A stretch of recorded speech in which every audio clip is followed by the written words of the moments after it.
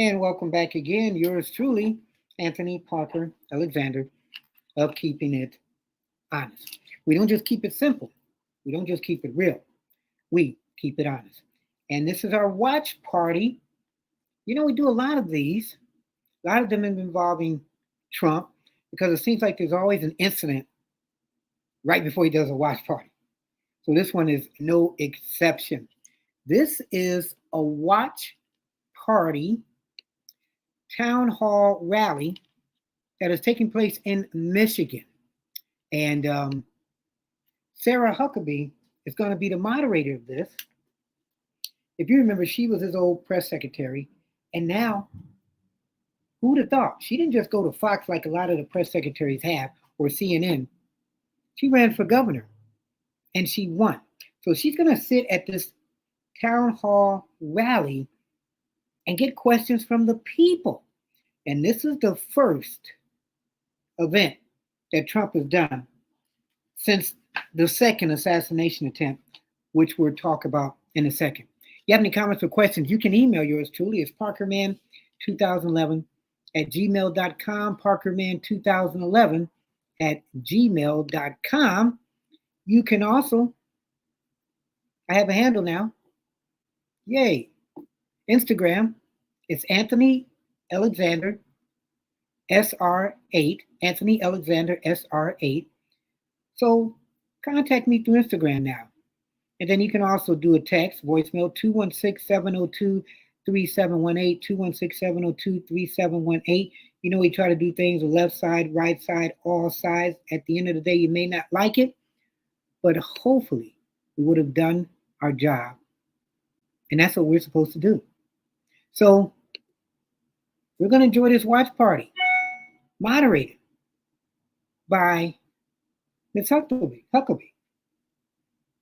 And she, again, was also his old press secretary. And let me know if any of you guys have ever been to a Trump rally, because from what I've seen, it's pretty wild. So now, the introduction of Miss Sarah Huckabee. White House press secretary and governor of Arkansas, Sarah Huckabee Sanders.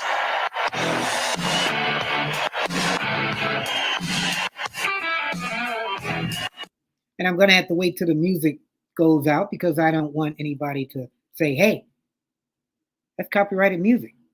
So here she goes. She better hurry up. Here she goes. Thank you. How much do we love President Donald J. Trump?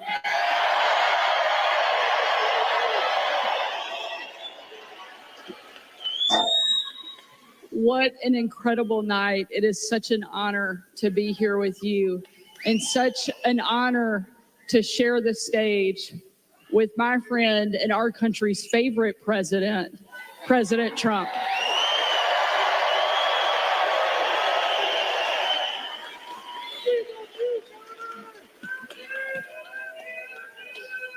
You know, the left has tried everything they can think of. They've tried to impeach this president. They've tried to throw him in jail. And not once, but twice, two would-be assassins have tried to take this president down.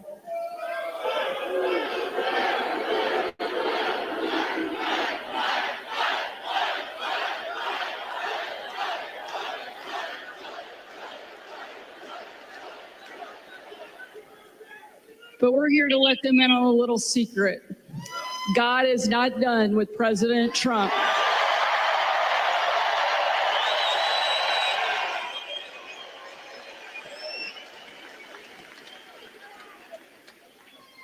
He's the toughest guy I know, and he's the fighter that our country so desperately needs right now. And because of each one of you, he's going to be back in the White House and win big in November. They love him. You know, I stand here tonight as the former White House press secretary, a job that I absolutely loved. And now, as the 47th governor and the first woman to ever lead my state. The press secretary to govern. Wow. And while I'm incredibly proud of those things, the most important job I have, the greatest title I have, is that of being a mom. I have 3 kids.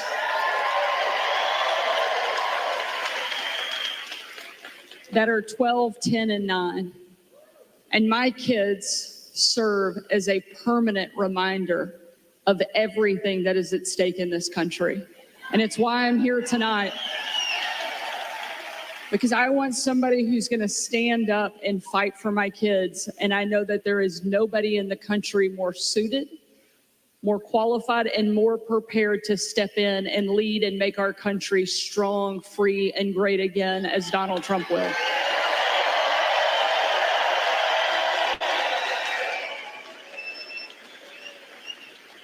Not only do my kids serve as a permanent reminder of what's important, they also keep me humble. You can walk into a room like this where people cheer when you step onto the stage, and you might think for a second that you're kind of special. Then you go home and your kids remind you very quickly you're actually not that big of a deal. And ours are pretty good at it. My daughter Scarlett, who's 12 a couple years ago, was getting ready for her first ever father-daughter dance. Big deal at our house. Scarlett didn't just want to go to the dance, she wanted a big reveal. She wanted to come down the stairs and her Prince Charming, my husband, to be there and everything to be this magical, special thing. So I'm sitting at the top of the stairs, putting the finishing touches on Scarlett, making sure she's ready for the night of her life. And as I'm talking to her, I'm telling her how proud I am of her, how thankful I am that God chose us to be her parents, how beautiful she is on the inside and out. And as I'm having this moment, I start to get a little bit emotional, teared up. As my eyes fill with tears, my sweet daughter reaches up, pats my shoulder, and says, "It's okay, Mommy. One day you can be pretty too." So my kids keep me humble.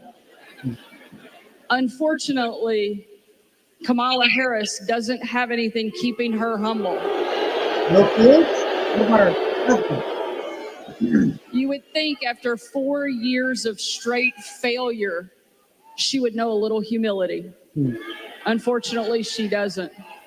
You would think after 4 years of wide open borders, skyrocketed inflation, and an embarrassment on the national stage, she would be held accountable for the failures of this administration, but she thinks she can walk away and get out of it. But we're not going to let her.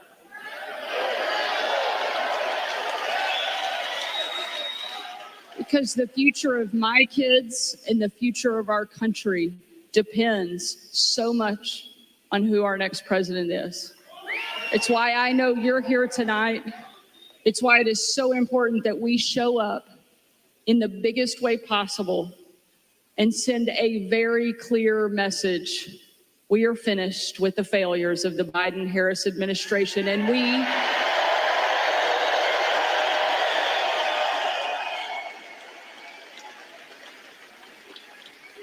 we're ready to bring our fighter back. Ladies and gentlemen, please help me welcome the greatest president our country has ever seen, our friend, our fighter, Donald J. Trump.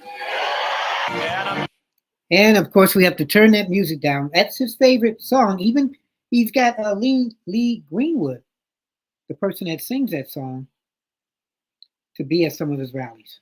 You're watching Keeping It Honest with yours truly, Anthony Parker Alexander. This is Donald Trump's first public appearance rally since the assassination attempt a couple days earlier when he was at the golf course. So as he's walking, I'm going to give you a little background on that. So he also was walking down the 5th hole of the championship course at the Trump International Golf Club in West Palm Beach, Florida. He was preparing for his birdie shot. I'm over here looking at him. When the all too familiar sound of gunshots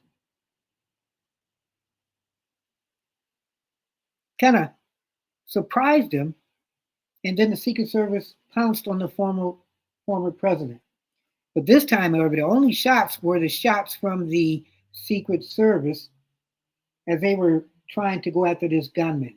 So Trump was whisked away. He wasn't harmed, while the gunman, who people believe, the officials believed, that he was there for over 12 hours, he fled the scene in a car.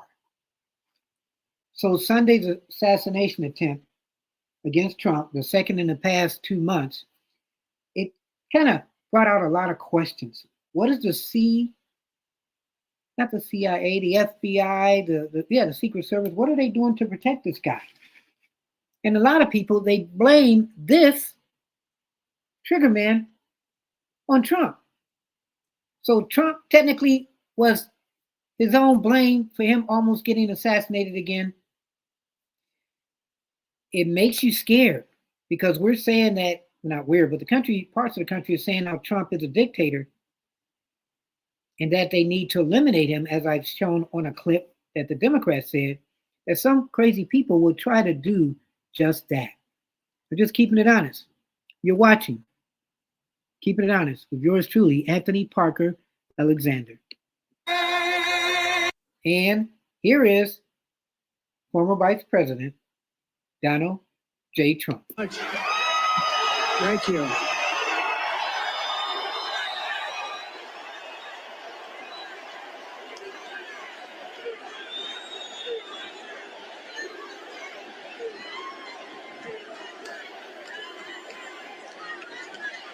Oh, thank you very much. That's a lot of people for a town hall. Nobody's ever seen a town hall like this. Good numbers. You know, a town hall is supposed to have about 300 people. You have about 8,000 people here.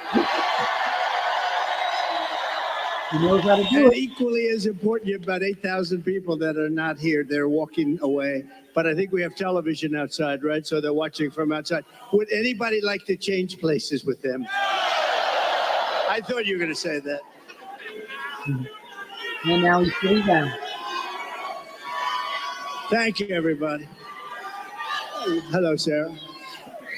Mr. President, A governor interviewing their president. nobody's ever seen anything like it. Well, it's been a great experience. It's a dangerous business, however, being president. It's a little bit dangerous. It's, they think race car driving is dangerous. No. They think bull riding, that's pretty scary, right? No. This is a dangerous business, and we have to keep it safe. Mr. President, I don't think there's a person, certainly in this room tonight, and probably anywhere in the country, that doesn't remember exactly where they were on July 13th, that Saturday, when a horrific thing happened, an attack not just on you, but what I see as an attack on our entire country.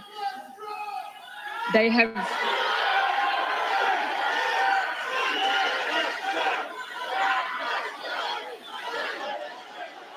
Let's hope we can get to the question.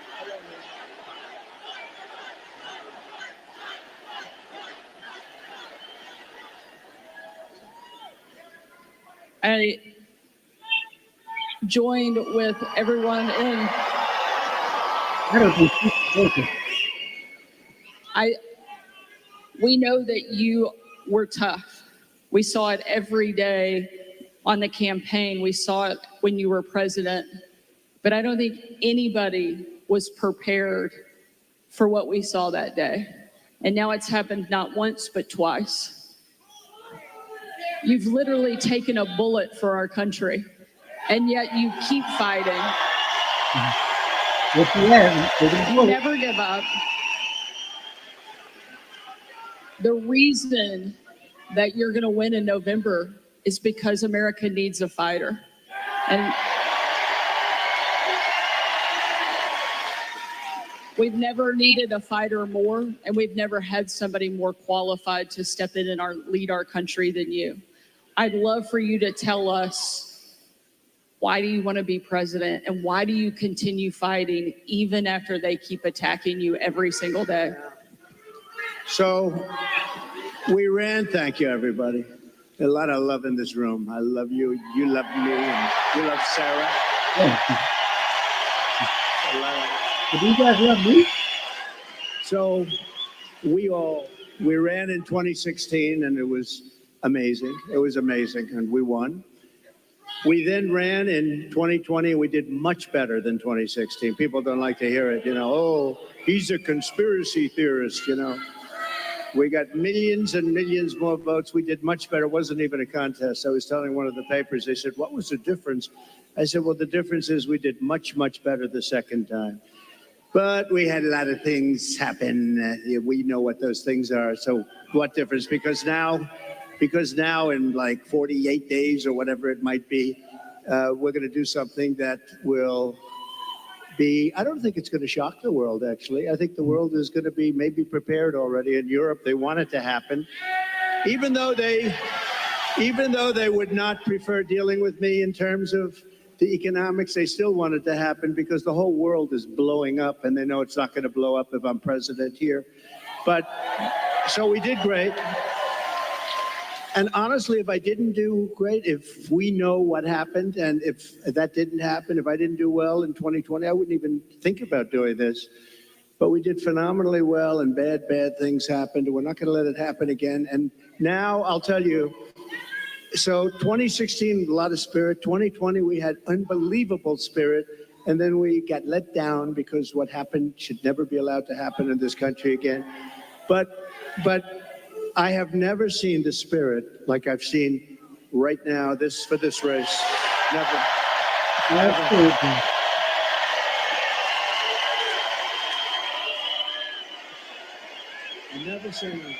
Never seen anything like it. It blows it away from 2016, from 2020. And basically, it's very simple. You're saying what? We're going to seal the border immediately. We're going to drill, baby, drill. We're going to drill at a level. We're going to bring your energy prices down. We're going to try and get rid of a lot of that big lump of inflation that this administration has given us. And I have to say that President Biden called me yesterday. It was very nice. We had a very nice conversation. I appreciated that he called about, what happened the other day. And he says, he's committed. He's committed. No, and today, a little while ago, I got a very nice call from Kamala. No, it was very nice. Maybe it was friends. very nice. It was very, very nice, and we appreciate that. But we have to take back our country. We have to win. We're going to win, and we're going to make America great again. That's all there is to it. Very simple, right?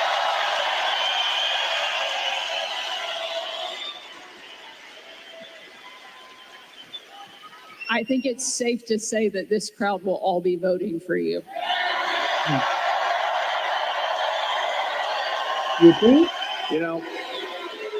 When I think of this state, it's so sad. Years ago, I was given, thank you very much, but years ago, I was given an award as like Man of the Year or something from an area that nobody knew, and the press said, oh, it never happened. Well, then it did happen. They found out where it was, but it was like 15 years ago. A beautiful area, but nobody remembered it. Nobody remembered it all. All of a sudden, like through a miracle, they found out it did exist, and it was there. And I had the speech, and the speech was, don't let them take your automobile industry away. They're taking your automobile industry away. And I don't know why you do it. Now, I wasn't a politician. I was an entrepreneur. I was a real estate developer, doing great, having a lot of fun, doing a much simpler life than this. Who would think that a developer's life is simple, but it's a lot simpler than this. But I said, don't let them do that, because here I am in Michigan, and I was getting an award, and I'm making a speech. I'm saying, what am I going to say? But I just watched Common Sense. I saw them leaving for Mexico, leaving for China. Do you know that right now, and they weren't building them with me, they weren't building anything in Mexico having to do with cars with me, because I said, if you build it, we're going to put 200%. You're not going to sell one car into this country. But right now, they're building some of the largest auto plants anywhere in the world ever built. I have a friend that does that for a living, very good at it. He's the best, I think. And he's actually a contributor, a supporter, but he builds the plants. And I say, I'd like to go see a plant, a really great auto plant. It's It's amazing technology, amazing what they do, really incredible the amount of automobiles they can produce and the size of these things. I'd like to see a real modern plant, and he's the one that does them. And I said, so where would we go? I was hoping he'd say Detroit or someplace up here. But anywhere in this country, I'll take anywhere in this country, right? So will you, my greatest guy right over here. Stand up, will you, please? He's such a great guy. Oh, hi, everybody. We're going to bring him back. We're going to bring him back. We're not just going to keep, you're losing your jobs, the whole thing, but just, so they're building. So I said, where would I go? And let's go take a look at a beauty. He said, well, we'll have to go to Mexico. I said, wait a minute, I'm not interested. No, I want to know here. He said, here we don't build top of the line. We build smaller plants. We build, there's just not that kind of a thing. And I said, isn't it sad? He feels that too. He's a United States guy. But he said, if you want to see the big ones, you're going to have to go to Mexico. They're owned and built by China in Mexico, and there are a number of them going up right now, and they think they're going to make their cars there, and they're going to sell them across our line, and we're going to take them, and we're not going to charge them tax. We're going to charge them, I'm telling you right now, I'm putting a 200% tariff on, which means they're unsellable. Wow. Unsellable in the United States. And then you wonder why it gets shot at, right? Only consequential presidents get shot at. When I say something like that, you have countries saying this guy, but what can you do? You have to do what you have to do, right? We have to be brave. Otherwise, we're not going to have a country left. So what's happening is they're building these massive auto plants, and they think they're going to make tens of thousands of automobiles and sell them in here. No tax, no nothing. It's not going to happen. When you put on tariffs are the greatest thing ever invented. I took in $467 billion from China. Nobody else took in anything. And China's economy is not even doing that well. And Biden, they have not been able, and Kamala, they have not been able to take those tariffs off because there's so much money.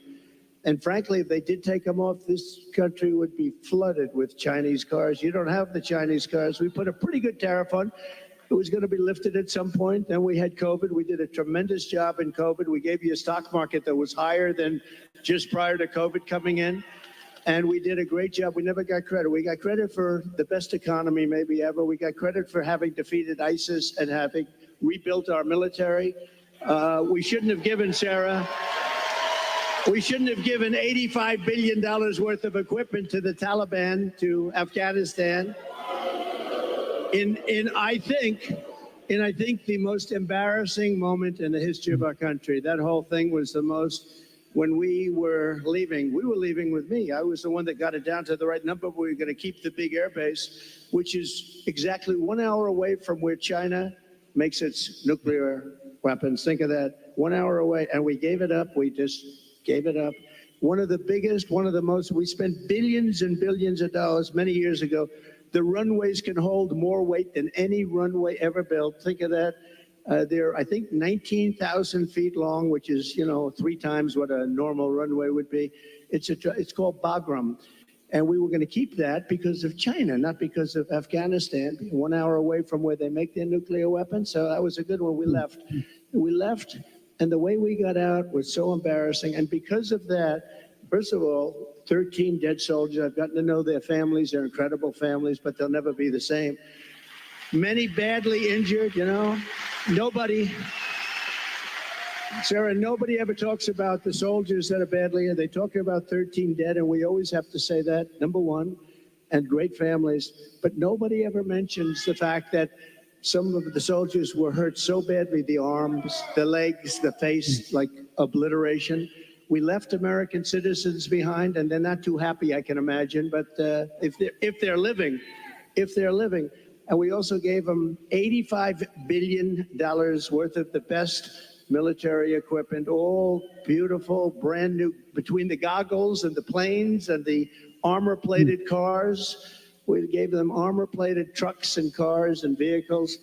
and so much, and they're one of the largest sellers now today of military equipment in the world. They're selling this stuff, 777,000 rifles and guns. Think of that. How do you have that anyway? Who would put that? We have 71,000 trucks and cars. Wow. And again, many of them armor plated. So what happened is when Russia looked at that, they said, we're going to invade. We're going to go into Ukraine. What's it got to do If with that this didn't story? happen, I don't think, and I guarantee you, if the election were a straight election, we won that election, we should have won that election, everybody knew we won the election, Talk about what happened. they would have never attacked. Putin never would have attacked, but the oil prices got driven up at $100 a barrel. He made money. He's the only guy who fought a war, and you make money fighting a war, but it got driven up because of their bad energy policies. But when he saw that, and you wouldn't have had, think of this, you wouldn't have had, how different would the world be? You wouldn't have had Ukraine being attacked by Russia. You wouldn't have had October 7th in Israel, where that horrible situation took place because Iran was essentially broke. They had very little money, and we would have made a great deal with them. All we want is we don't want them to have a nuclear weapon. Very simple. That's all we want. We don't want you to have a nuclear weapon. We would have made a good deal with Iran. They would have been happy. And I think they're going to end up being very unhappy, but it's very dangerous. It's very close to a nuclear weapon. And the other thing, you wouldn't have had inflation. You wouldn't have had inflation because inflation was driven up by their bad energy policy. And you remember your gasoline started going up to $5 and $6 a gallon. And then what happened is they said, oh, we're going to get killed. We have an election. We're going to get killed. And they went back to my policy. So they went back to the same. What they don't, and they say, we produce the same amount as Trump. Well, they went right back to my policy, or you would have been buying, you would have had $25 a gallon gasoline. So they went back. What they don't say is, though, I would have been producing 4 times as much. And I took us from third into first place by a lot. But we have more liquid gold under our feet than any other country in the world, including Saudi Arabia, including Russia. And we would have been so dominant in energy. We would have, we didn't need any energy from anybody. We didn't have to protect any other countries in order to get their oil, which we've done for many years in the Middle East. We were energy independent. Sounds so beautiful to say it. We're energy independent. We were soon going to be energy dominant, and we would have been now having so much money coming out of the energy. We just have the best. We have Bagram in Alaska. They say it might be as big, might be bigger than all of Saudi Arabia. I got it approved. Ronald Reagan couldn't do it. Nobody could do it. I got it done. In their first week, they terminated it. Check that one out. Bagram. Check that one out. Think about this. Between Bagram, you go to Anwar, you take a look at the kind of things that we've given up. We should have that air base. We should have that oil. We would have had a whole different country. But to give up Anwar, to give up the biggest air base, military air base in the world, and they left it in the dark of night with the lights on, and they did leave the dogs behind. There are a lot of people, they say, what about the dogs? They left the dogs behind. But we would have been a much different country right now. But we're going to get it back, and I promise you we're going to get it back with guys like this and people like that. And Sarah, just one thing, because this is the world's longest answer to an otherwise simple question, but the difference is I give an answer that's productive as opposed to an answer that is not very productive, right? Like in the debate. But just to end this, we are going to, for Michigan, because we want to be a little bit Michigan-centric. You used to be the capital of the world in cars. Yeah. Today, you're an afterthought in cars. And I don't know the head of your union. I've never met the gentleman, Sean. I've never met him. But what he's done to your union and what he's done by agreeing to allow this country to say we're going all electric, which at some point they're going to end up taking back that mandate because that mandate is insane. They want to go all electric basically by 2030. And I can't see that happen. for him, think of this, for him to do that, just real fast, you're right now at 25% of where you used to be and heading south because the electric cars are all going to be made in China and Mexico, but they're all going to be made basically in China. We are going to bring so many auto plants into our country. You're going to be as big or bigger than you were 50 years ago because they won't be able, if they're not willing to build a plant, we don't want their product. And that's enough. That's all I wanted. Okay. Drop one.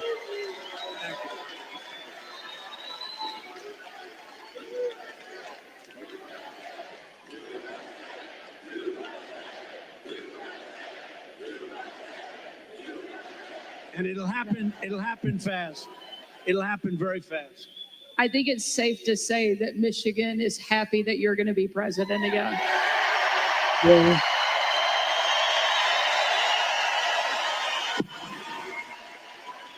And Mr. President, we don't mind that you give long answers because you actually have something to say, because you actually got something done when you were president. You know, it's a very interesting because she said, I don't think I've ever said this before. So we do these rallies. They're massive rallies. Everybody loves, everybody stays till the end, by the way. You know, when she said that, well, your rallies, people leave. Honestly, nobody does. And if I saw them leaving, I'd say, and ladies and gentlemen, make America great again. And I'd get the hell out, okay? Because I don't want people leaving. But I do have to say, so I give these long, sometimes very complex sentences and paragraphs, but they all come together. I do it a lot. I do it with Raising Cane, that story. I do it with the story on the catapults on the aircraft carriers. I do it with a lot of different stories. When I mention Dr. Hannibal Lecter, I'm using that as an example of people that are coming in from Silence of the Lambs. I use it. They say, it's terrible. So they say, so I'll give this long, complex area. For instance, that I talked about a lot of different territory. The bottom line is, I said the most important thing. We're going to bring more plants into your state and this country to make automobiles. We're going to be bigger than before. But the fake news, there's a lot of them back there. You know, for a town hall, there's a lot of people. But the fake news likes to say, oh, he was rambling. No, that's not rambling. That's genius when you can connect the dots. You gotta now, Sarah, if you couldn't connect the dots, you got a problem. But every dot was connected and many stories were told in that little paragraph. But there is something, but they say that. The other thing I say is this. We had 107,000 people show up in New Jersey. We had 68,000 people show up in Alabama. We had 79 or 81,000 in South Carolina. You have more here? And they've never said I'm a great speaker. And I said, am I a great speaker? They say, oh, no, he rambles. What the hell are all you people showing up for if I ramble? You don't want to show up for a rambler. So anyway, thank you very much. Mr. President, no one has done more to fight for the American worker than you, to bring back jobs and manufacturing to this country. Tonight, there's obviously a lot of people that really care about the auto industry here. And tonight we have a question from one of the auto workers, Isaiah, here in the audience that would like to ask a question. Good. Oh, Sure. they're going to ask questions. I thought she would just come Where's in. Isaiah? You come. Here he comes.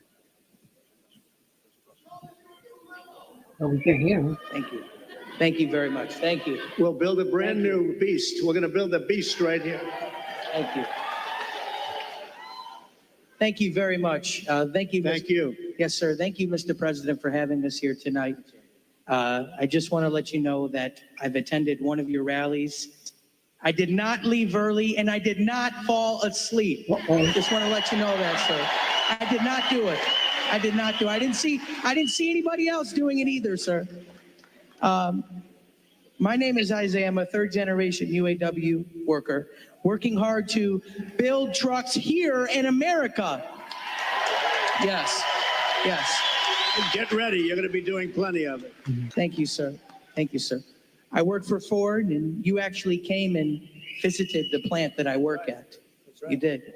And my question to you, sir, is what do you see as the major threats to the future of Michigan manufacturing auto working jobs? And what will you do to eliminate those threats, sir?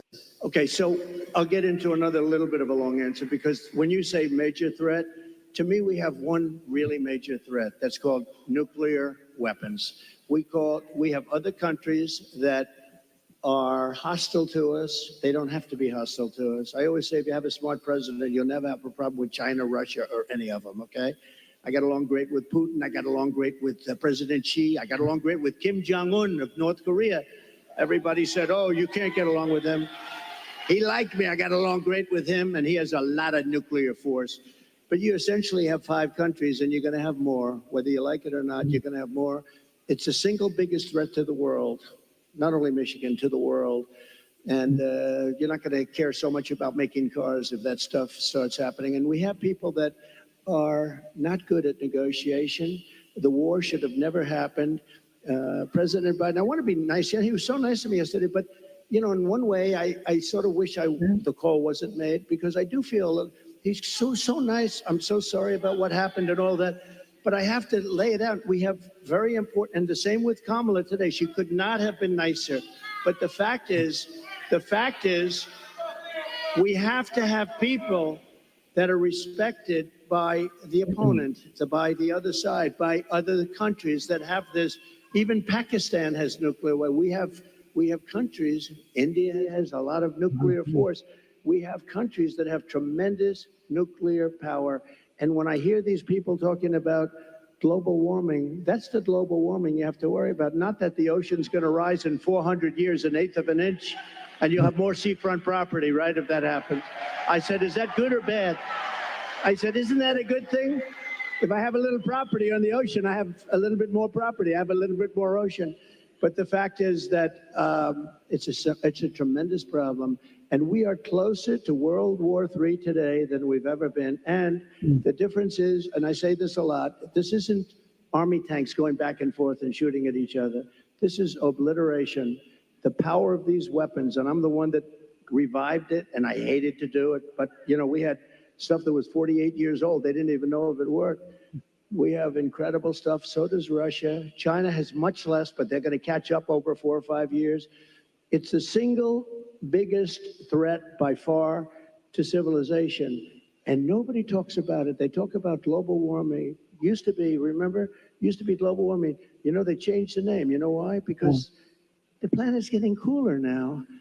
So now what they call it is climate change, because that covers everything. See, climate change, if it gets hot, cool, you know, these people, I don't know if they're for real, but if they're not, they're covered by the words climate change. If it gets cooler, that's good. If it gets hotter, that's good. Global warming wasn't working so well. But the single biggest threat, okay, now let's assume we have a really smart president, and that's not going to be a threat because we have a lot of power.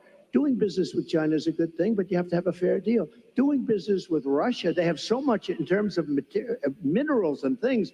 The size of their land mass is like 4 times bigger than the United States. The minerals and things they have, we can do great business, and you keep everybody happy. You can solve that problem. But let's talk about the local problem. The local problem is that you have countries stealing your business. Mexico is a very big one. Mexico, this year, we have a deficit with Mexico of $250 billion. Think of this. With Mexico, little Mexico, you think of it as a little innocent place. We're losing our ass to Mexico. China, you don't even have to talk about. We have over $1 trillion this year. I was charging them numbers that were unbelievable, and now he's just totally given up the ghost. And we're going to lose $1 trillion in deficits to China. $1 trillion. That's not sustainable. We're going to turn it all around, and we're going to do it through taxation and tariffs.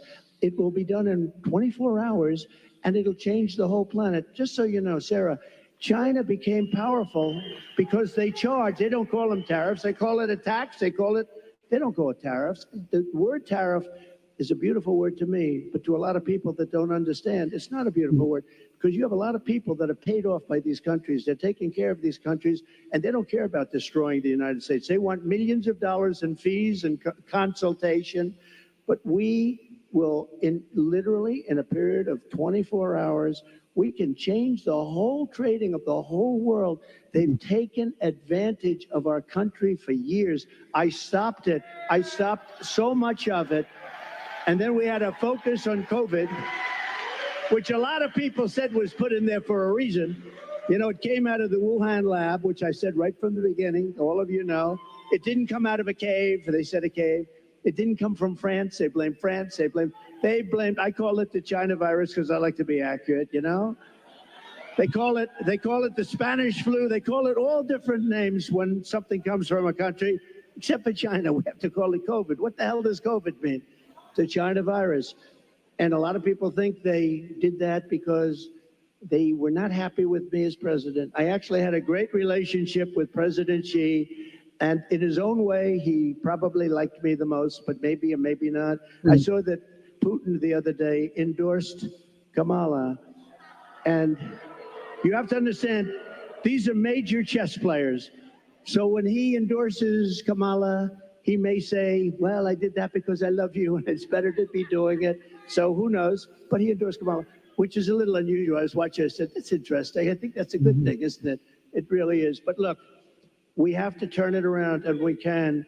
We're going to have a reciprocal trade tax. We're going to have so if China charges 152%, which they do in a car, if we sell a car made here into China, which you don't do because the tax is too high, they say to all your companies and to others, and to Elon Musk, who gave us, he is a great guy. He gave me the strongest endorsement, and he's a really wonderful guy.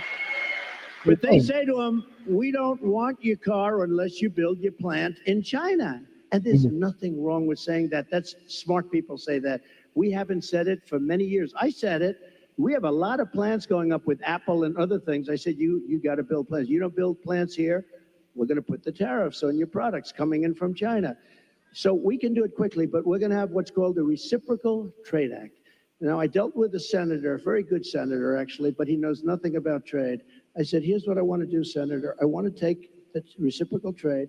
If they charge us 100%, we charge them 100%. He said, you mean they charge us, we charge them? You got me. How simple could it be? It was sort of cool because he doesn't care. He's a senator, doesn't care about trade, but you know. So we're going to call it the Trump Reciprocal Trade Act, or I'll leave the name Trump off as long as we do it. So when India, which is a very big abuser, he happens to be coming to meet me next week, and Modi, he's fantastic. I mean, fantastic man. A lot of these leaders are fantastic. You have to understand one thing. They're 100%. These people are the sharpest people. They're not a little bit backward. They are at the top. You know the expression, they're at the top of their game, and they use it against us.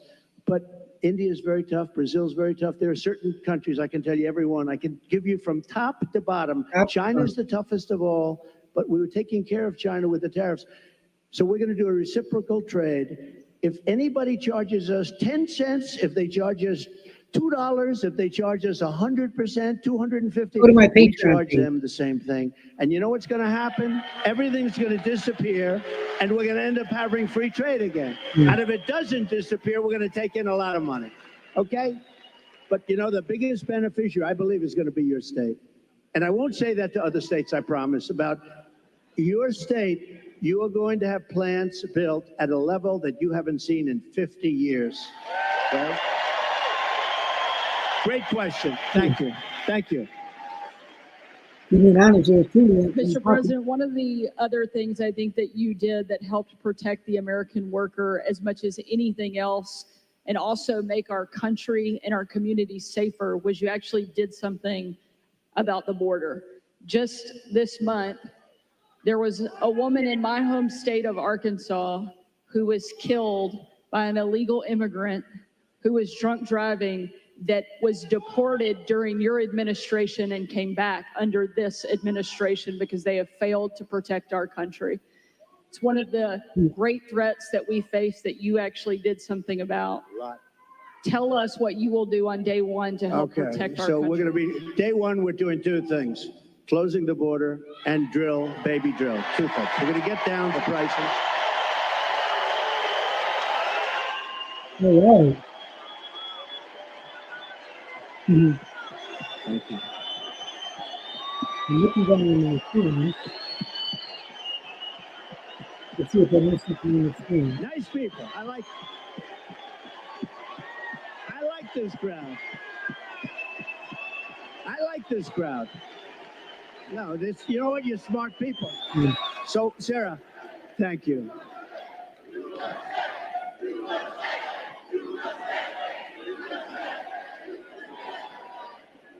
So, over the last couple of years, I've been talking about the border. I got elected in 2016 because of the border. But that border was peanuts compared to what this border is. That border was like a safe border compared. And I did it. I did a great job. And it also includes drugs, came to a much lower. Look, unless you have the death penalty for drug dealers, you'll never get rid of the drug problem. Put that through your head, okay? Put that through your head. And I don't know if our country's ready for it. When I was with President Xi, and again, until COVID, I had a great relationship. Once that happened, I really didn't want a relationship because $60 trillion, millions of dead people all over the world. I was not exactly thrilled with him. But before that, I had a great relationship. And I said, do you have a drug problem? No, we have no drug problem. Oh, how come? Death penalty, immediate. I said, what does that mean, immediate? Immediate, we have what's called a quick trial. You know what a quick trial is? Like in one day, the trial is over. Over here, it'll be 25 years. They'll get some nice liberal lawyer and they'll have it tied up for 25 years. The guy dies of old age. So, but they have a death penalty. In Singapore, they have a death penalty. In a lot of countries, they have a death penalty. You sell drugs because the average drug dealer kills during his or her life 500 people. Wow. The average one. The big ones, much more. But when you hear that, when people start to hear that, and I set up blue ribbon committees, I put, nice people, dilettantes from New York and from Los Angeles, people that know nothing about drugs, and they're dealing with very smart people. These dealers are smart as hell, they're tough as hell, and they make a fortune. They make a fortune. And if you don't have the death penalty for drug dealers, you're just wasting your time. Now we can keep it down and we can do better than we're doing now, and a lot better than we're doing now, because what's happening now is out of control. But we had the lowest human trafficking, mostly in women, I hate to say, mostly in women, but we had the lowest human trafficking in 32 years. You know my favorite chart, the chart I put down, when I look to the right, that'll be my all-time favorite chart in history. That was basically a chart showing what a good job I did on immigration. But even if it showed I did a bad job on immigration, it will be my all-time favorite chart, because I wouldn't be here right now if I didn't look over. Yeah. Let me see that. That was not good. My all-time favorite chart: blue, yellow, red. It was beautiful. Oh, there it is. There it is. There, that was good. These guys are very good back. I didn't expect. That's a good. The interesting thing, it's always on my left. It's at rallies, it's always on my list. I only do it about 15, maybe 20% of the time, so I don't do it much. And it's always at the end of a speech. But it's always here. For some reason, they dropped it here. It was at the beginning of the speech, the very beginning couple of sentences. And I turned like a deer bolting, I guess, right? They say good hunters say this. Every once in a while, a deer will bolt prior to the shot. And I don't know, I guess mine was a form of, but I turned around to look at it. It was right here behind me, actually. And my head was at a perfect angle. It got me. But if you got to be hit, that's the best place. Although it's blood. The doctor, I said, how come so much blood? He said, the ear bleeds more than they. I said, I'll take it. I'll take it. But it was an amazing thing. And I have to say, because I have to, while we're on the subject, because people do like to talk about it. A few days ago, we had an incident. I have to say, Secret Service did a hell of a job. They really did. They caught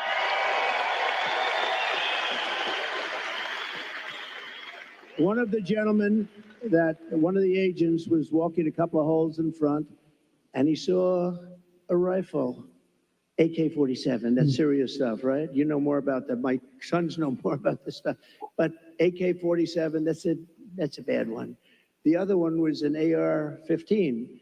This was an AK-47. And he saw the barrel of the gun coming out from a bush. Can you believe it? This guy was all set. He was all set to do his number. And there was no talk. He didn't say, hello, what are you doing here, please? And he ends up getting shot himself. Whoops. He took his gun, started shooting him. And this guy ran. No, great. I don't know if he's. Where is he? Not here, right? This guy. These guys do a great job. Now they do need more people, and they've been complaining about that for a long time. But he did a great job. But you want to know another sort of a miracle? So the guy is now running for his life, and he's got a car a block away or whatever. And a woman, it's a woman, not a man, a woman, see? Women are smarter than men. I hate to say. How does that sound? I don't know. Our great First Lady is very happy now. Let me just tell you, think of this. Who would do this? I actually asked, I was with the sheriff this morning, I was with a couple of people from Secret Service, who would do this? So you now have a man running, not with a gun, he dropped the gun, we found the gun, but he was gone. And a woman driving in a car saw a man on the street, pretty busy street, running. And she followed him. And he got into the car, and she stopped because she thought he was trouble. He looked different. He like trouble. She followed him, it wasn't very far, and parked the car behind his car and started taking pictures of his license plate. Wow. Now think of it. And Sarah, think of it. No, seriously, who would do that? It's The women. not from good or bad, not from strength or heroism. No, just you see somebody running. I see people running all the time. And, she saw something in this guy that was bad. She may have heard maybe gunshots because there were four gunshots. Actually, the shots, he never got off a shot. The shots were from Secret Service. But think of it, who would do this? If you took 1,000 of these incidents, would even one person have done it? This woman was, I haven't met her, but I'd like to meet her. I'm going to meet her, I hope. But think of this. She goes in, she takes pictures of the plate, and then she sends the pictures into the sheriff's office. And the sheriffs are saying, wow, this is pretty amazing. And they were able to get this guy within 10 minutes. They had a high-speed chase on the highway. They got him. Otherwise, we'd probably have an AK-47. They had the camera. He had the whole thing. He was a sophisticated guy. He even had the serial number taken off the rifle, the gun. But think of this. So we'd have all the stuff. But I'd be walking around saying, I wonder where this guy is. Is he in this audience? We would have a maniac out there. This woman was unbelievable. Because I actually asked the sheriff, if it happened 1,000 times, would anybody have done that? He said, maybe, but not much, not much. So she did she was really amazing job. Yeah, finally put. Good job. Well, we're glad she did. I think there are a couple takeaways there. One, the women of this country love Donald Trump and are going to eventually do our part. I'm not talking about you.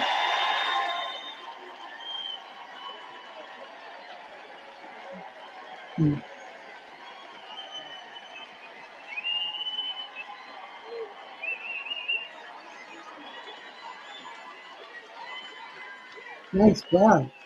And they say they don't sing. And I think one of the other things that we all know in this room certainly is that God is not finished with you and he has big plans. Yeah. That's a lot of people say. Remember that for yourself, too, people.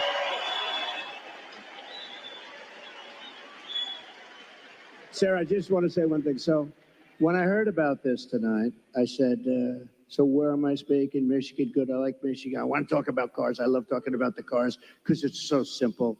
It's so ridiculous that this is happening. You don't want the electric. You do want electric cars, 7%, 8%. Elon makes a great product. But you know what? And I've driven. His car is incredible. Other cars are incredible. But you have a little thing. But you want to have gasoline-propelled cars. You want to have hybrids. You want to have all sorts. They say a new one is going to be hydrogen. Who the hell knows? They said it has a slight problem. It blows up.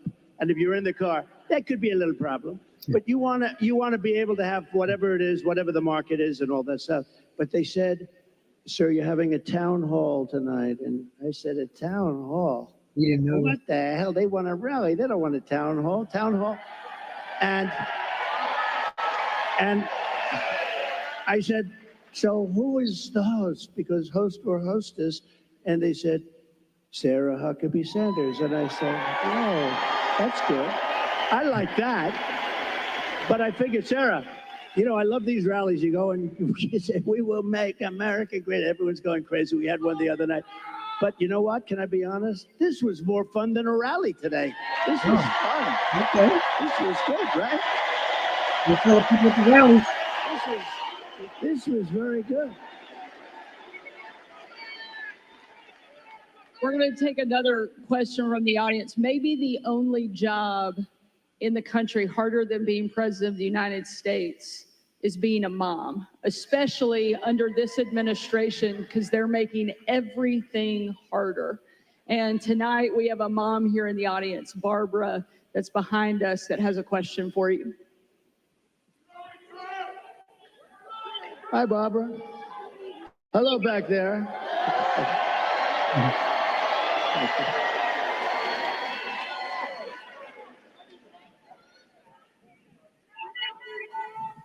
Good Hi. evening. Good evening, Good, dear President Matt. Trump. Thank Thank you. you for taking our question. Thank you. My name is Barbara. I'm a mom of 3, a grandmother of 7, Wow. and 3 great-grands, Whoa.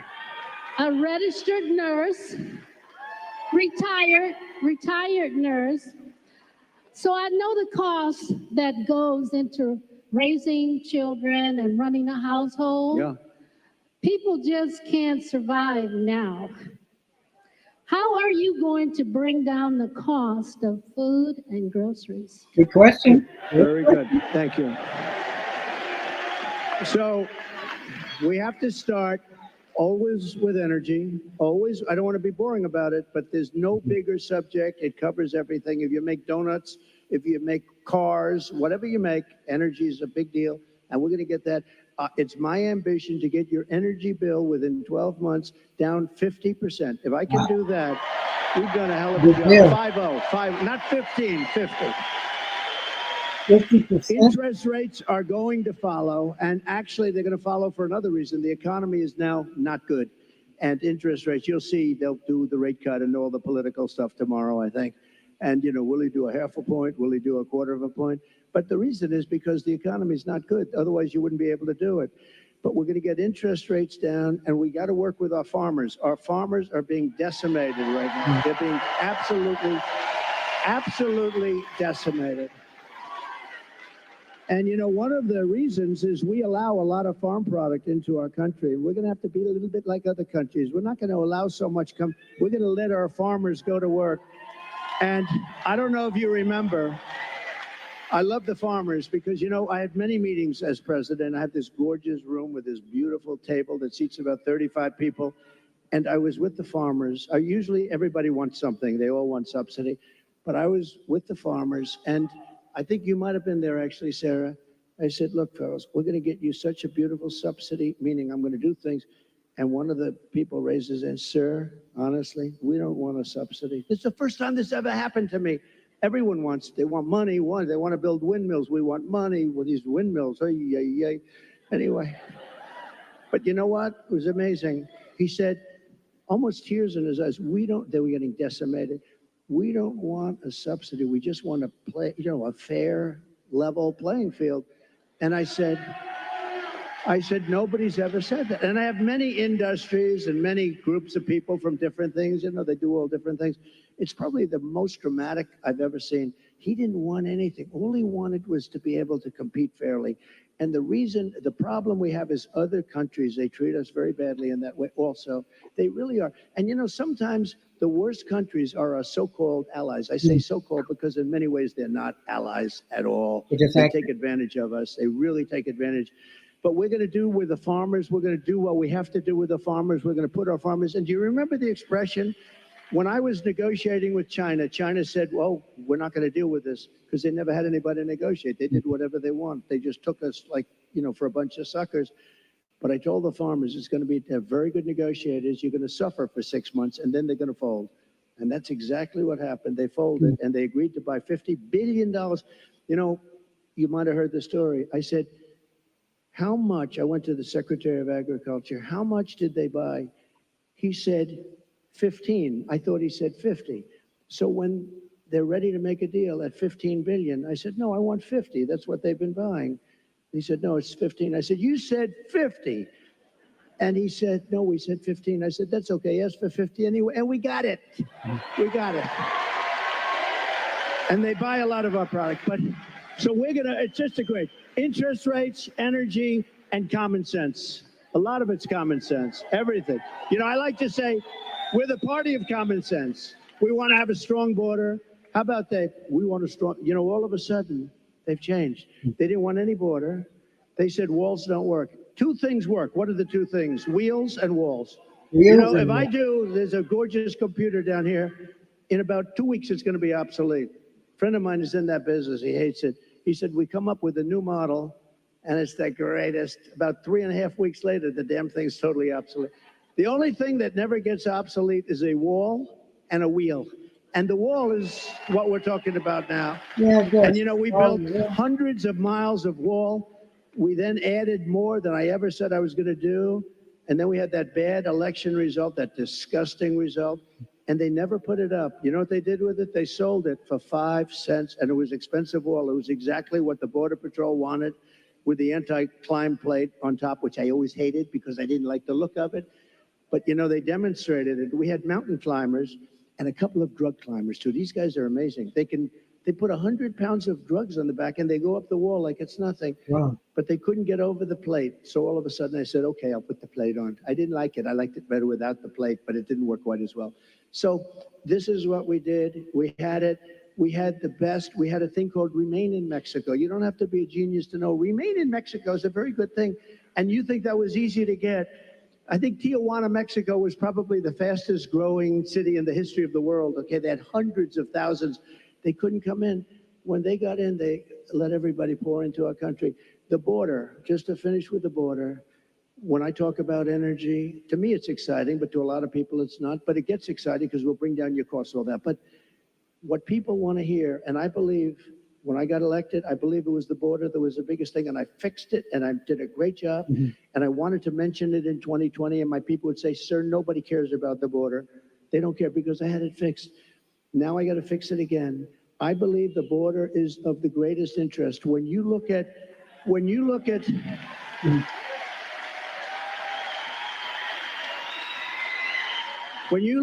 happening in Aurora, okay? Take a look at Aurora.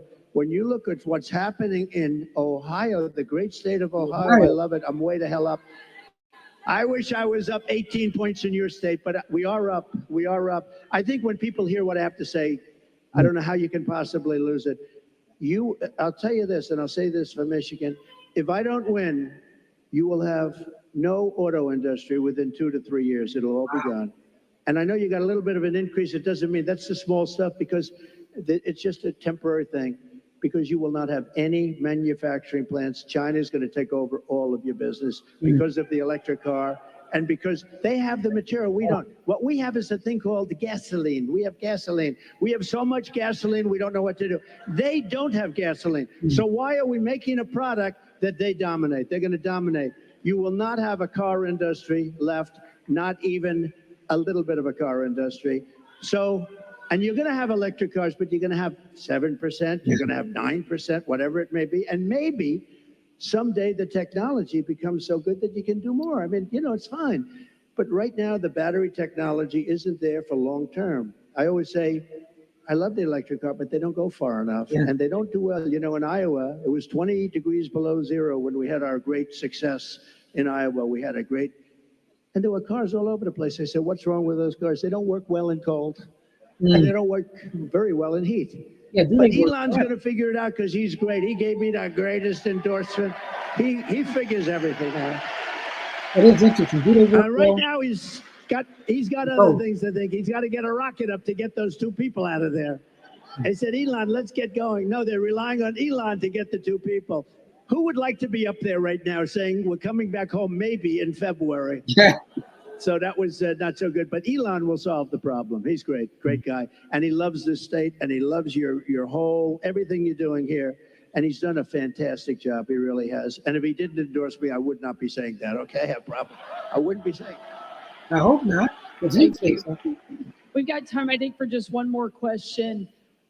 When you were president, you built one of the strongest economies our country's ever seen. One of the ways you did that was by passing the largest tax cut in American history. We have a question from Willie who wants to ask you something about taxes and what you're going to do. Good question. Hi, Willie. Mr. President Trump.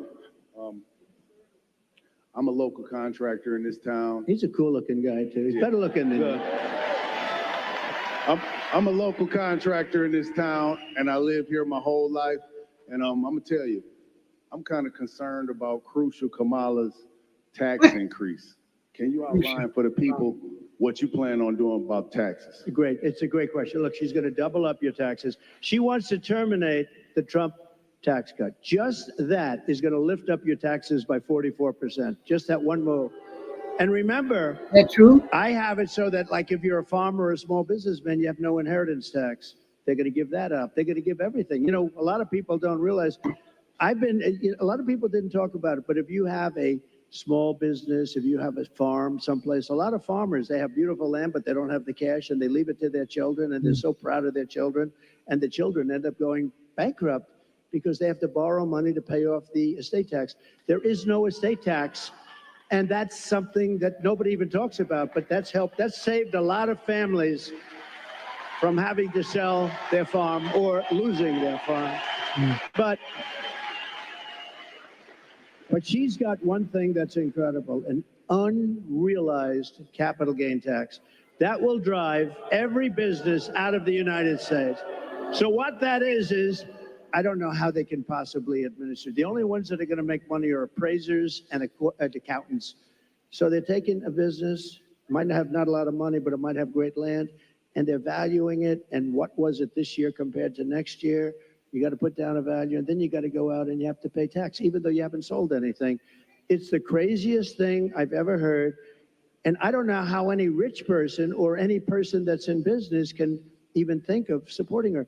It's the craziest thing I've ever heard. So, and they're going to raise the capital gains tax, Willie, a lot. Now, as far as regular, people are going to have to pay a lot more tax.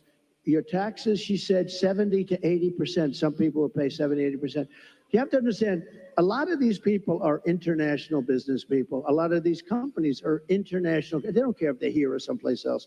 They go for the best deal. They go for their shareholders. If they raise the taxes like that, they go to other countries. You know who got a lot of our companies is Ireland. Years ago, they took our pharmaceutical industry because they gave them a better deal. They will leave our country. They will leave all those jobs that we created. And I want people to pay fair taxes and all of that. But she's going to be raising your taxes to 50, 60, 70%. And it's not sustainable. And even for the companies, if they have to pay too much, they're going to leave the country and you're not going to have any jobs. So we have to be very, very careful about it. We have to be very, very careful. And I have to tell you that this has really been an honor. This will be the most fun of any state because we're going to bring back an industry that you can do it. You know, we're going to bring back an industry. And mark my words, if for some reason some tragedy happens, because it would be a tragedy beyond the auto business for the whole country, I really believe that. If a tragedy happens and we don't win, there will be 0 car jobs, manufacturing jobs. It will all be out of here. And that includes South Carolina. That includes other places that are competitors of yours. You won't be making cars here anymore. You won't be making anything in our country anymore. We're going to bring it all back. But the one, and I say this, and I said it to another state the other night, and I said, this is not a good thing to say to another state, but I said, Michigan's going to be the most fun because you're so set up for greatness. All you need is somebody smart at the top to say, you can't flood our market with cars. You just can't do it. And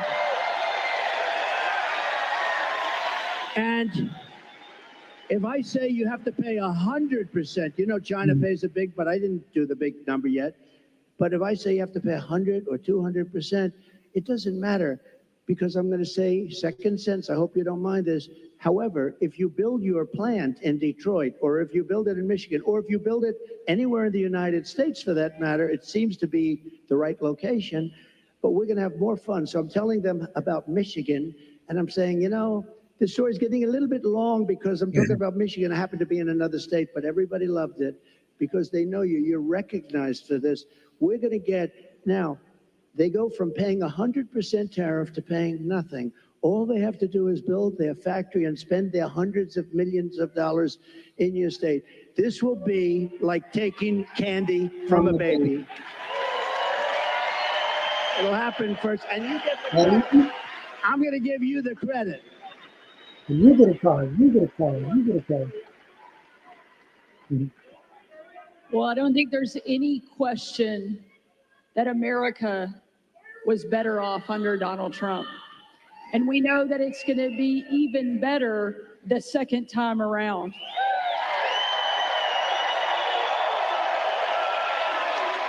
Wait for the polls.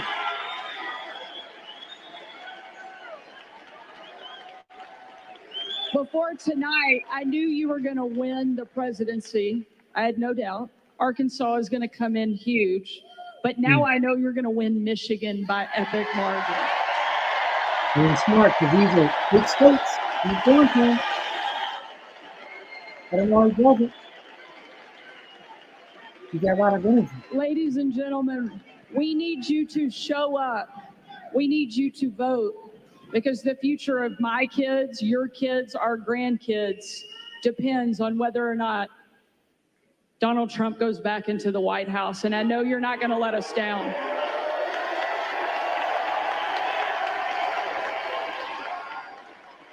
More importantly, I know President Trump is not going to let us down, because he's shown us time and time again that no matter what comes at him, no matter what the left throws at him, he's going to get back up and keep fighting for this country that he loves so much. Thank you, Mr. President. Thank you, sir. Thank you, sir. Thank you very much. Thank you, everybody. Thank you, man. I'll see you. We'll see you. And there we go. Thank you, everybody. Time for the music. What is that song? Macho Macho Man by the Village People. Anybody remember the Village People? Let me know.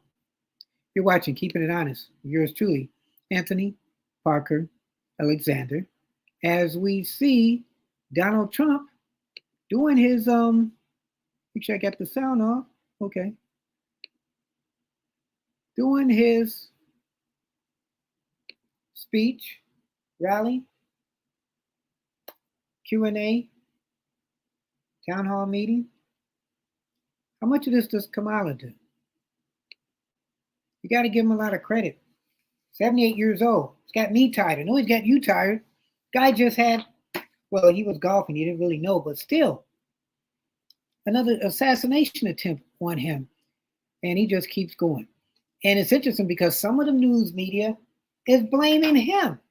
How many people, conspiracy theorists, think that that was set up? And that maybe they got this guy to act like he was going to shoot him and didn't, to bring maybe Donald Trump's poll numbers up. Now, who'd have thought? This guy, in less than 3 months, he gets an assassination attempt. The young man Corey gets killed. He gets shot in the ear. A couple days later, it's a Republican convention. He picks his running mate. They do the convention. His numbers go up. Joe Biden says he's going to keep running. Joe Biden quits. They want to get rid of Ms. Harris. They didn't really want her to be the VP because they said, you know, we don't want him to lead because then we got to deal with her. They had to go through the nomination party. Some people thought they were going to be running like Gretchen Whitmer. They finally aligned themselves around Ms. Harris. Ms. Harris then picks her running mate. She gets an anonymous nomination process. She has a full week. Barack Obama shows up. Bill Clinton shows up. Hillary Clinton shows up.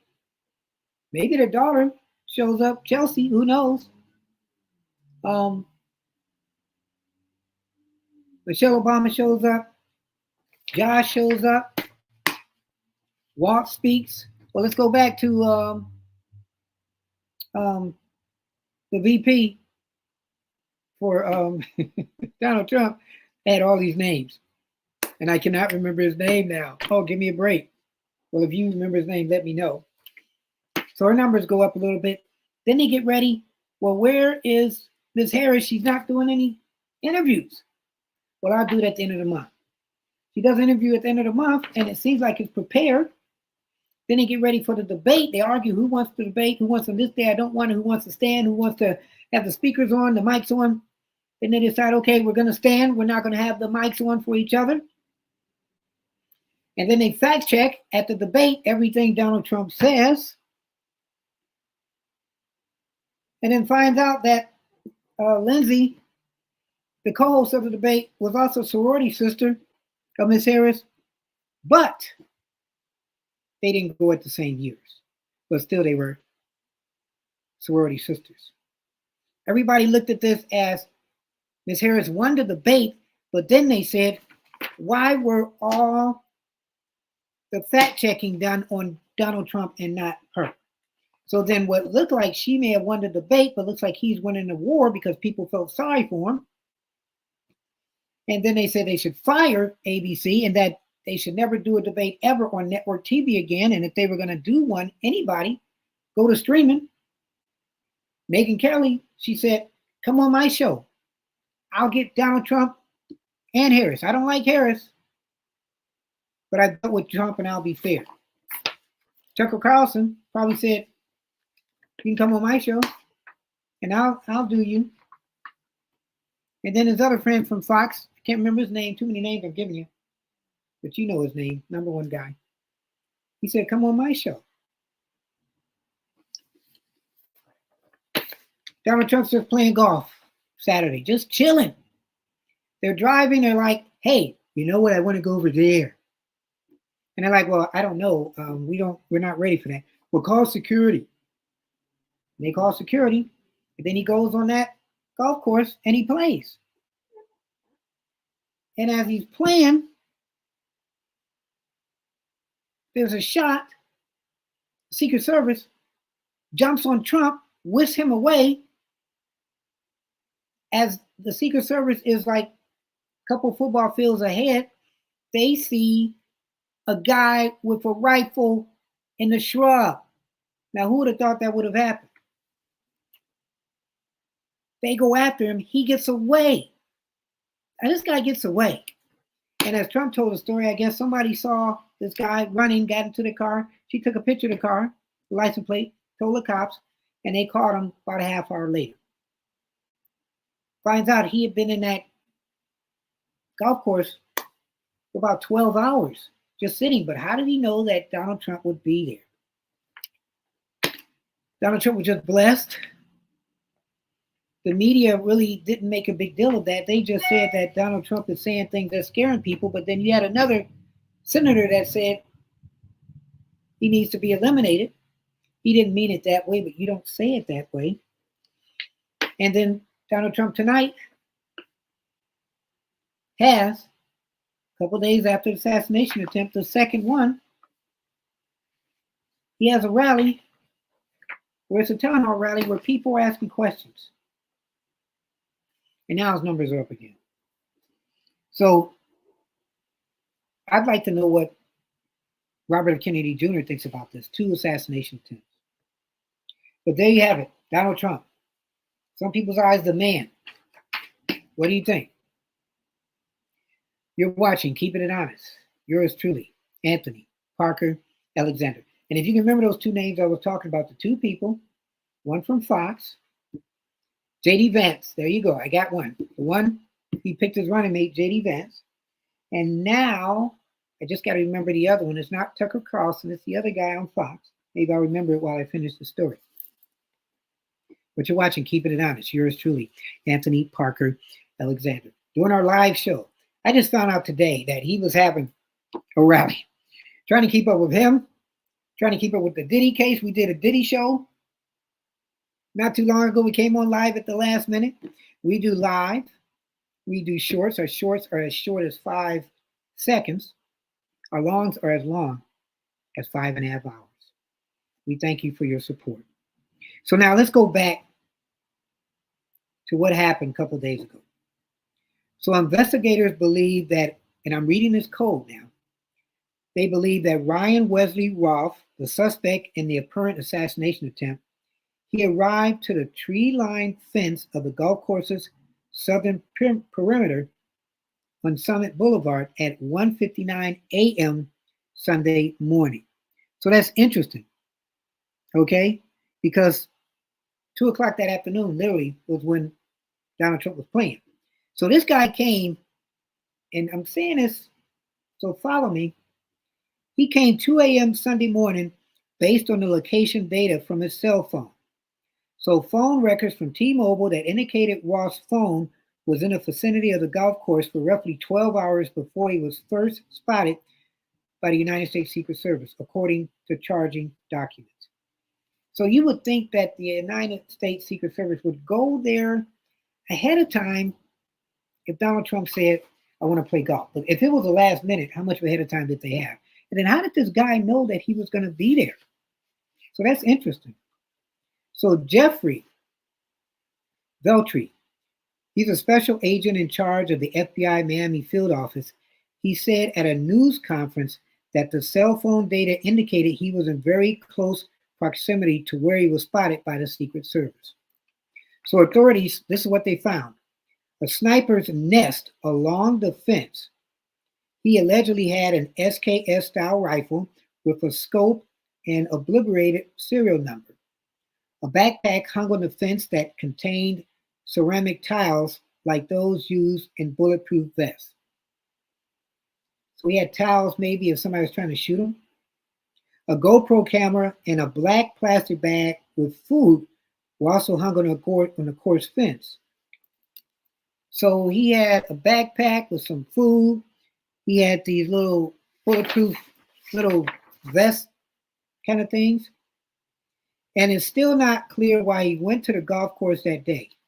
Probably to kill somebody, probably the president. There was nothing on Trump's public schedule, and the golf round was a last-minute add to Trump's calendar, an off-the-record movement or moment, too. So if it was off the record, and this guy, think about that. He came 12 hours earlier. Trump didn't decide this 12 hours earlier. Maybe he was leaving somewhere and said, you know what, I think I want to play golf there. Maybe he did like an hour or two. So let's say at least this guy was there for 10 hours. How would he know to be there? Was he trying to shoot the president or somebody else? Ex-president, former president. Was this an inside job? Hey, you know what? We're the president now. And maybe you should try to go to the golf course. Was it a Secret Service thing? Was it somebody in his administration that hangs around him? How did this guy know to get there if the president didn't know he was going to do that? Interesting. So the temperature at West Palm Beach, it was 90 degrees, and it was humid, and it was a cloudy September day, and it was a great day for golfing. So he's a creature of habit, they say, and he likes going to golf courses while staying at Mar-a-Lago. So on Sunday, let's go back, the former president teed off along with a donor, Steve Wickoff. So by the 5th hole, Trump was having a good start to his round. And I heard he plays pretty good. Trump told, now I go back to the person that I couldn't remember, Sean Hannity. He's from Fox. Sean Hannity said, you can come on my show and I can debate you. I have you guys debate too. Sean Hannity. So I got all people I missed. Thank you very much for the support.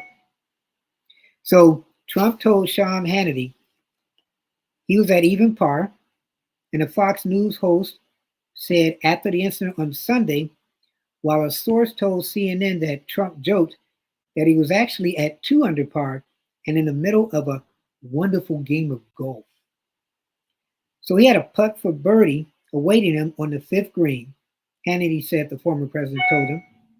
So now Trump was waiting along the 5th hole a long par 3 over a water hazard.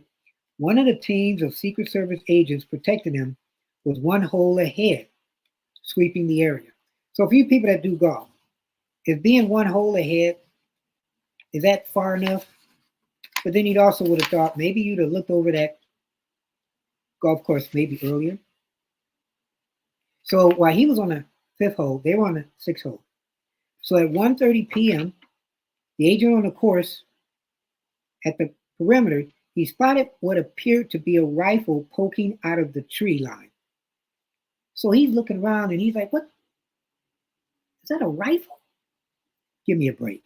He fired in the direction of the rifle, according to the criminal complaint. And that's where they heard the shot.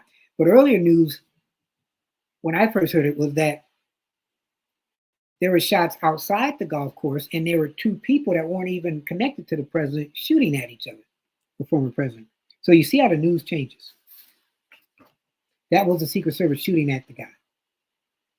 So this is interesting.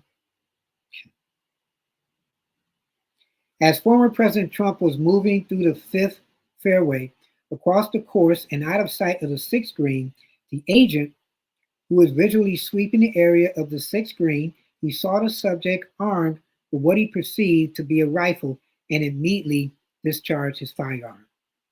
So Palm Beach County Sheriff Rick Bradshaw said on Sunday that Ruff was roughly 300 to 500 yards from the former president. So you look at this. I think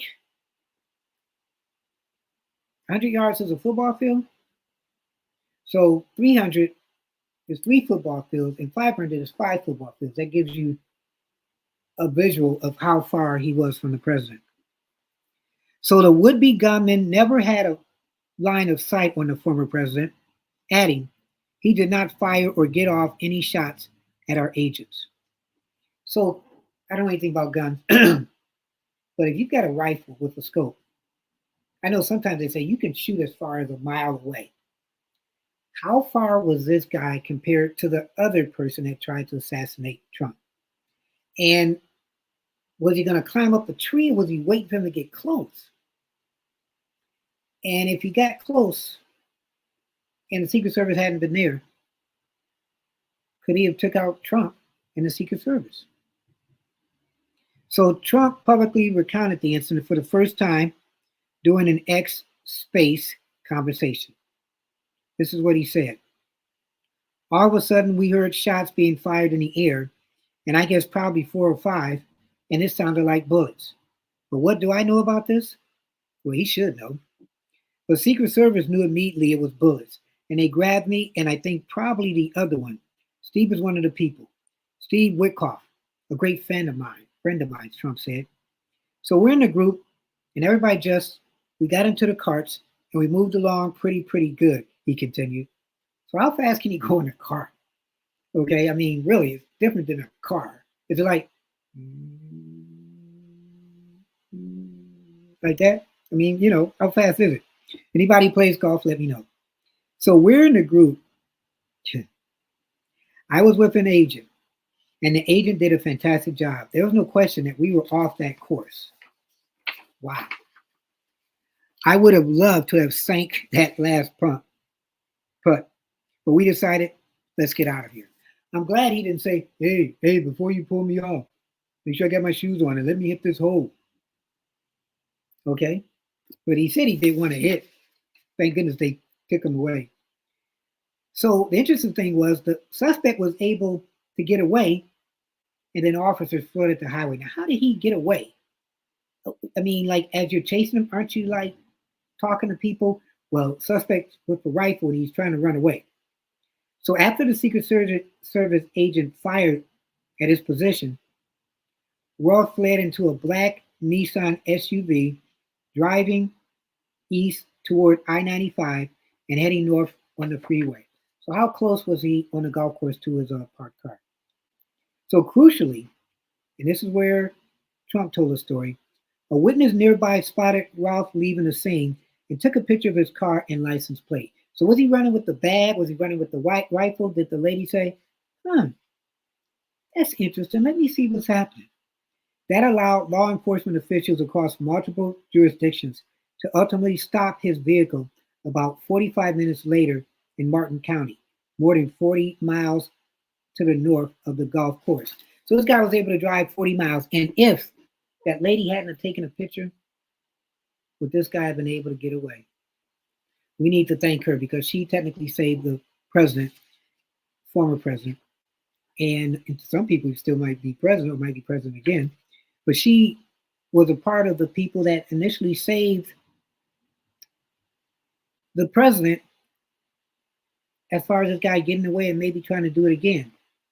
So the eyewitness provided remarkable assistance leading to the arrest of the suspect. So at about 1:55 p.m. Sunday, the Martin County Sheriff's Office received a BOLO, or be on the lookout alert. So that's what a BOLO means, be on the lookout, about a suspect heading north on I-95 with a vehicle description and a tag number. But that's a shame that the Secret Service couldn't catch him. So when they shot at him, how far was he to? I wonder. And that means he shot at him and he missed. So was the suspect, where was he pointing at when he was in the shrubs? Because if the Secret Service man saw him and he shot at him, the Secret Service man missed. I thought they were supposed to be sharpshooters. And so he shot at him, missed, and the guy was able to run away. So then if he's running away, if you're Secret Service and you know that he tried or was there to kill the president, do you shoot him as he's running? And then it's kind of funny. Some people are discussing, well, maybe he's not going to be found guilty because he could have just been there to shoot anybody. We're going to see how this case turns out. So Martin County Sheriff William Snyder said his agency flooded the highway. The area around where Roth was detained Sunday was crawling with law enforcement. Every available unit, about 30 in all, he estimated, went out to search for this guy. One patrol deputy saw the suspect vehicle at about mile marker 110 and alerted others, following it but not trying to immediately stop the vehicle. I guess, yeah, because you don't know whether the guy would have wanted to kill himself or not.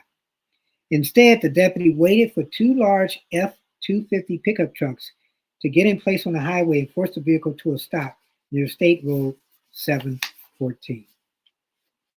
And I guess that was wise. Deputies conducted a felony stop at 2:14 p.m., calling Roth out of the vehicle. He could have took his own life then. He came back and was handcuffed, the sheriff said, and taken into custody. Roth was asked if he knew why he was stopped, and he answered in the affirmative, according to the affidavit supporting the criminal complaint. I don't even know what that means. Yes? His facial effect was so flat, his demeanor was relaxed, Snyder said of Roth. I honestly thought it looked like somebody that had just left the church picnic and was on his way home. But no, he just left the golf course and was trying to kill the president. Roth was driving his daughter's car when he was detained, according to a law enforcement source. The license plate on the Nissan SUV was registered to a 2012 white Ford truck that had been reported stolen, according to the charging documents. So he had stolen the car, maybe, took off the plates, and put the plates on his daughter's car? Wow. Well, good thing he's thinking about his daughter, I guess. I don't know. And then what was he going to do after he shot the president? If he was able to get away with the Secret Service after him, maybe that was his getaway. The witness who initially spotted Roth fleeing the golf course was flown by the Palm Beach County Sheriff's helicopter to the scene to identify Roth once he was in custody. Wow. And don't you think the Secret Service would have been able to identify him too? The Martin County Sheriff's Office turned Roth over to the FBI and Secret Service once they arrived on the scene. Because they did talk to the Martin County Sheriff's Office and they said, do you know what happened after the FBI took him? And they're like, we don't know. So Roth was charged Monday with 2 initial counts. Here we go. And is this enough to put him in jail for trying to kill the president? The 2 charges: possession of a firearm while a convicted felon, and he's also a convicted felon. Wow. Shades of, I'm not going to say Biden, son. Wow. And possession of a firearm with an obliterated serial number. So if you take off the serial number of a firearm, it's against the law. So that's kind of a weak one. Okay, possession of a firearm, yeah, I could see convicted felon. That's still kind of a weak one, I guess. And possession of a firearm was scratching off the serial numbers. Right now, it's like it should be bigger because he tried to kill the president. Wow. And he said additional charges could be sought. But if you're hiding in the bush with a rifle and you've got some little pads that are bulletproof pads and you've got a duffel bag and you're not too far from the president, doesn't that mean your intent is to try to kill somebody? Something to think of. I'm just keeping it honest. So that was the day in the life of President Trump, former, not too long ago. And a couple of days later, he's at a rally, and not just a rally where he's talking, it's a rally where it's a town hall where the people in the rally can talk to him. No matter what, you got to give the guy credit because he's always trying something different. Where he's not scared of talking to anybody, putting himself in any situation, and just saying, hey, I'm doing this for my country. Maybe he is. There's something that's driving him, though. There's something that's driving. Maybe there's a love for his country. I don't know. But I tell people, go out there and vote. Okay? Whoever you like, use your heart. We don't have like a lot of time left. Somebody's going to be the president, whether it's Miss Harris or it's Mr. Trump. But it's sad in the state of affairs as any politician. We got to watch out what we say, too, as individuals, as politicians. You don't say, let's put a scope on him, or he needs to be eliminated, or he's the devil and he's going to destroy democracy. Because, you know, you have some people out there who listen. And then, you know, even Donald Trump back then with January 6th, some people said that he fed into people to go there and, you know, go inside the Capitol, climb inside the Capitol and take over the Capitol. So words have meanings. We have to remember that and be careful. Both sides. We pray that this election cycle, we pray for every politician that's out there, everybody that's running for office, everybody that makes a difference in their community, that they're safe and sound. Now more than ever, when people say pray for your politicians, you don't just pray for your politicians, you pray for your world. And speaking of praying, let's say our prayer. Dear God, we thank you for letting us live another day. We thank you for being able to breathe. We pray that every day, even if we have our down days, there'll be some uplift of sunshine in our day. As we're praying for us, let's also pray for each other. Amen. You've been watching Keeping It Honest with yours truly, Anthony Parker Alexander. If you have any questions or comments, you can email yours truly. It's parkerman2011@gmail.com, parkerman2011@gmail.com. You can text me, leave a voicemail, 216-702-3718, 216-702-3718. I'm on Instagram, officially, my handle, Anthony Alexander, SR8. Anthony Alexander, SR8. Let's start a conversation up there sometime. And thank you again for commenting on the videos. We have short videos, again, as long as 5.5 hours. Woo! And as short, as I said that, I'm growing up. And as short as 5 seconds. We thank you for supporting us. We're going to do a show one day where we read some of the comments. I've got great comments from people. Let's keep the threads going about the videos. You people are intense, and I love it. Go to my Patreon page. It's like PBS 3 tiers, and you can contribute whatever you want to keep us going. You see this work we put in there. You see the hard work we put in there. We do a lot of live shows now. We do tapes, we do longs, we do shorts. And you have any guests or comments you want us to do, let us know. We appreciate you too. I'm Anthony Parker. Remember, hit the like button, hit the share button, hit the subscribe button. You're doing it now, so I appreciate it. Make sure you subscribe. And as I grow, you grow. Let's continue to grow as a family. Thank you very much. So keep your head up, never look down, always believe in yourself, and therein will lie your answer. We don't just keep it simple. We don't just keep it real. We keep it honest. I'm Anthony Parker Alexander. God bless.